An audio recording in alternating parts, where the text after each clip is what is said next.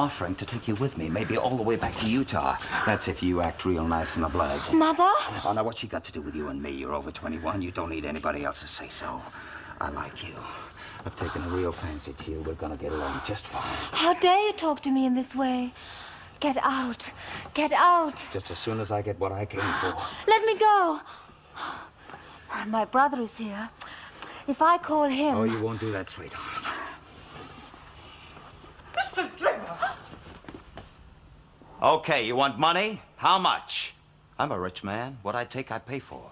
So name your price. Mr. Drebber, you must leave here at once. Sure, but not empty-handed. Arthur! Come quickly!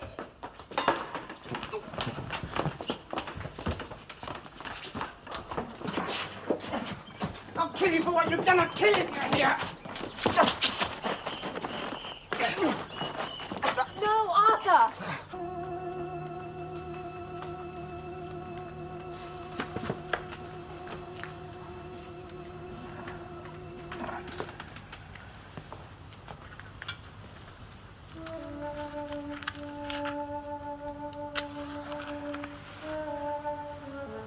Trevor, where you been?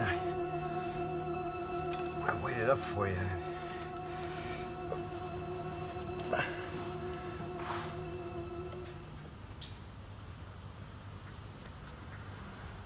No. No. What do you want?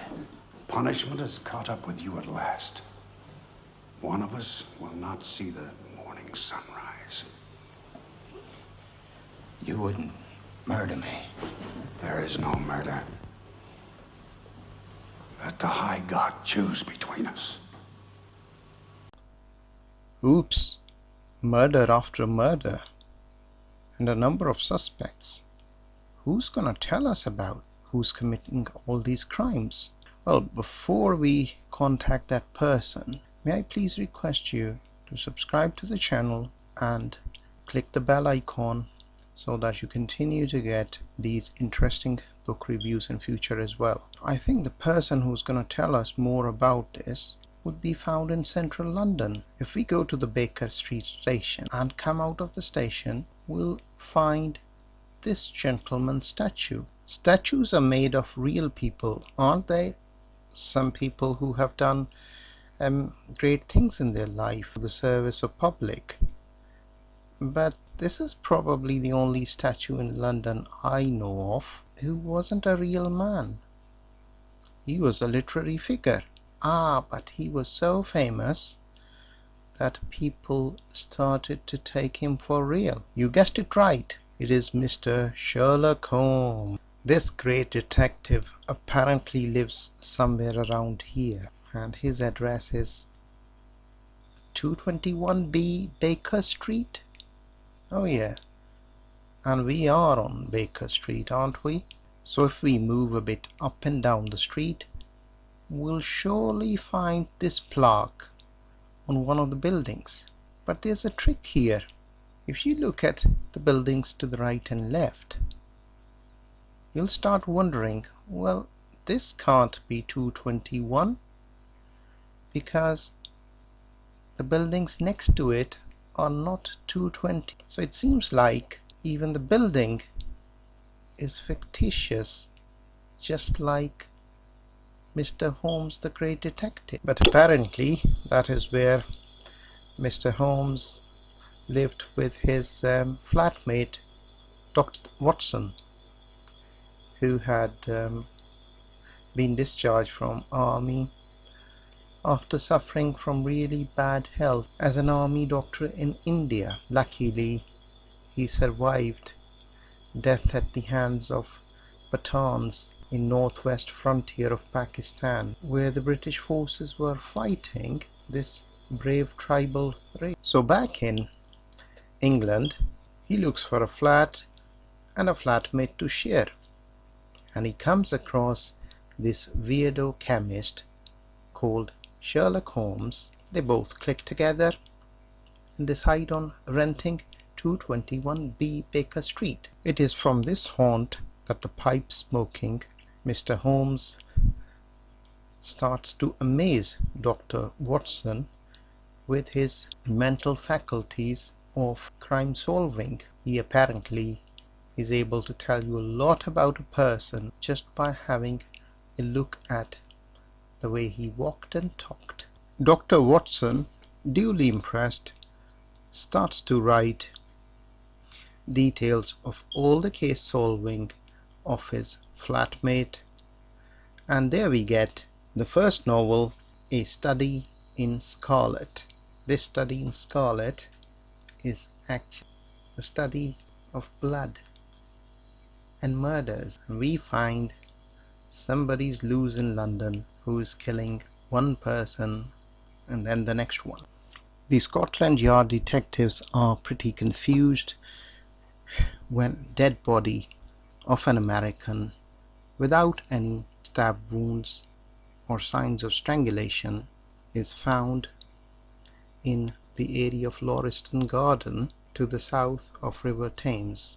There is blood in the room, but there is no injury apparent on the body of the victim, and on the wallpaper there is word Rache written, which Scotland Yard detective thinks is just the beginning of the name of a girl, Rachel, that was not properly written because perhaps the murderer got surprised by somebody coming towards the building. Mr. Sherlock Holmes obviously, as always, disagrees for his own reason, and to find those reasons one has to read the novel. Mr. Holmes eventually apprehends the criminal. How clever of him. But actually, the real clever person was the author of this novel, Sir Arthur Conan Doyle, or shall we say Dr.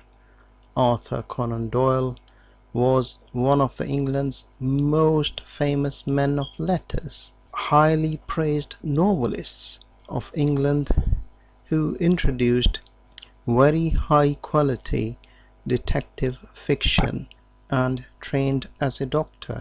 But his mind was elsewhere, and he was more interested in thinking and putting his thoughts to pen.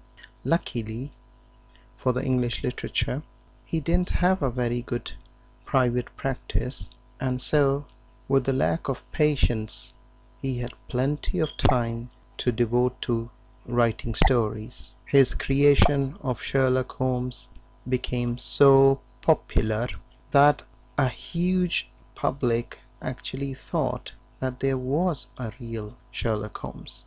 This novelette was published in 1886, and then for the next 10 years he continued to write one story after the other about the feats of Mr. Holmes. The Study in Scarlet is not a lengthy piece of work. It is only about 150 pages.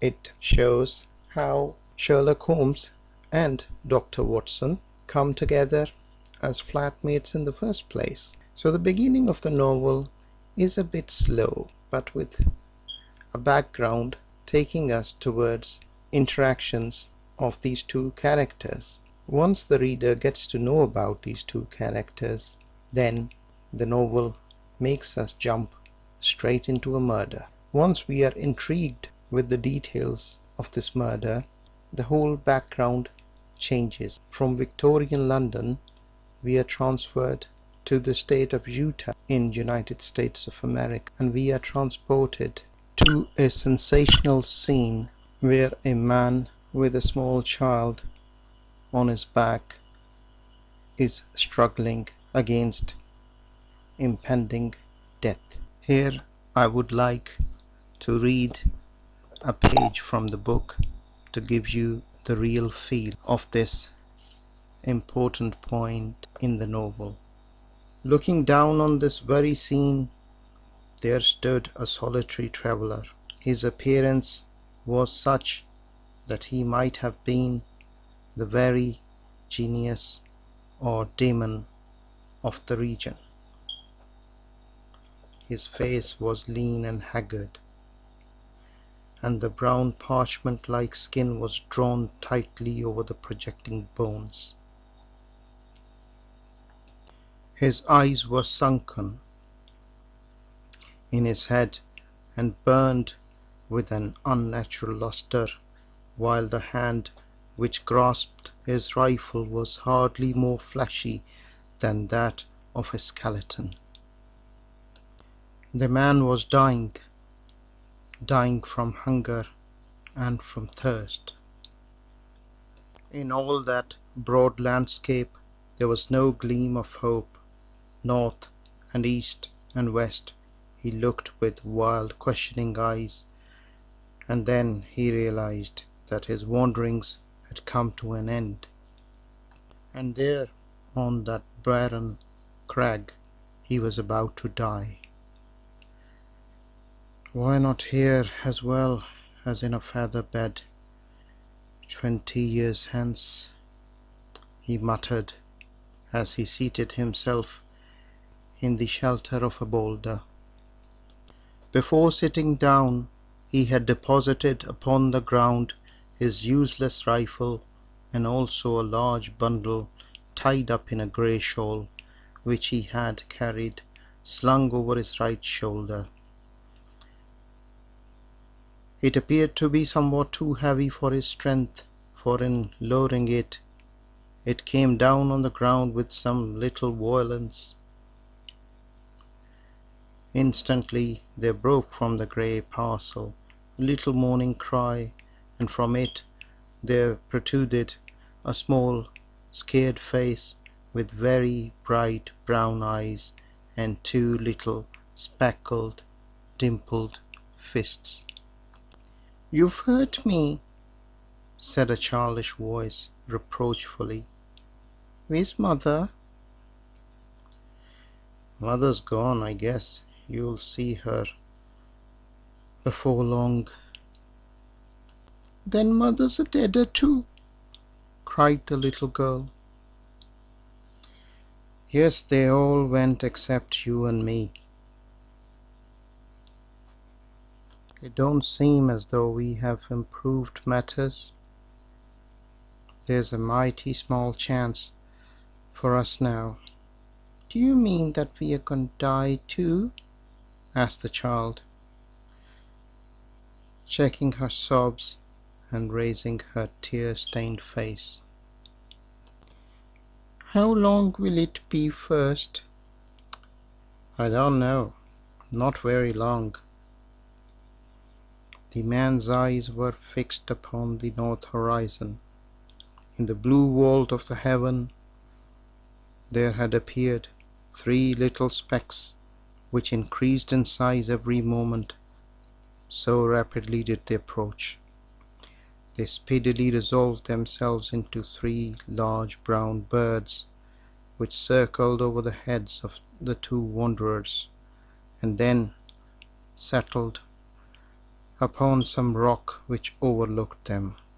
They were buzzards, the vultures of the west, whose coming is the forerunner of death.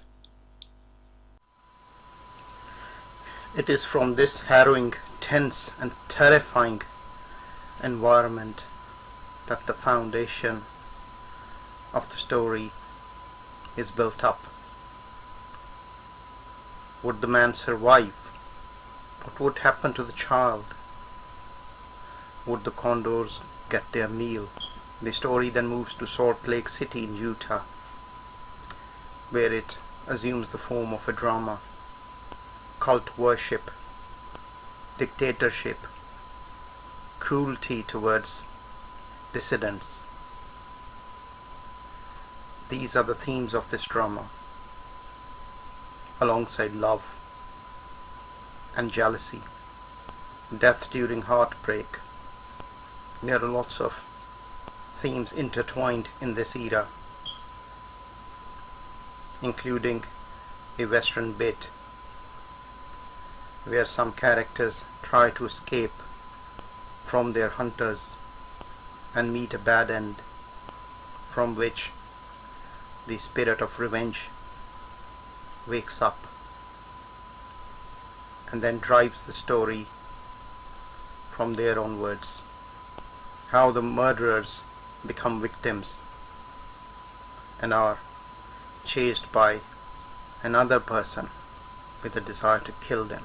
The scene moves from Salt Lake City down to London, where the would-be murderer does his planning, and the Sherlock Holmes gets onto his trail, finally tracking him down in a very interesting way.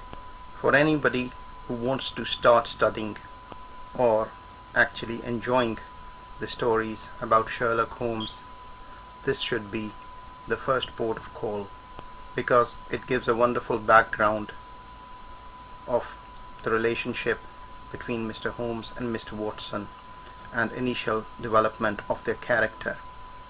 In fact, we learn more about Holmes and Dr. Watson from this particular novelette than we learn from any other story about them. Because it's a novelette, so character development is not very profound for various characters, but we do see an evolution of change in thoughts and how their mood changes, how the hunter becomes hunted, how a lover becomes a killer, how a flower blooms and then shrivels. We see all this. I enjoyed this novelette quite a lot.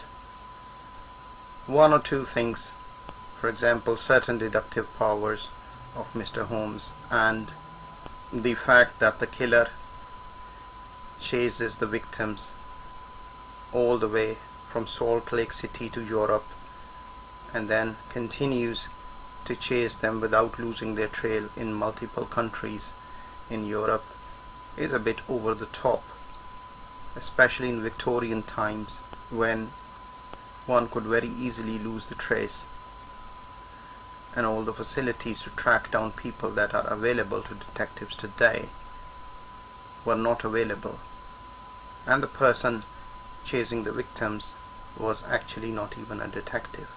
But besides these, I didn't find much of a problem in enjoying the novel.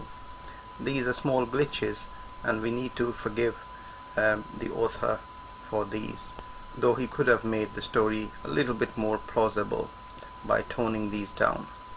My personal opinion, yes, it's a great novelette. I enjoyed it very much and I highly recommend it. I hope you too would enjoy it. Please subscribe to the channel if you would love to hear more book reviews, and click the bell icon so that you get notified in a timely manner. So Dr. Amir wishes to say goodbye to you. You take care. Bye bye.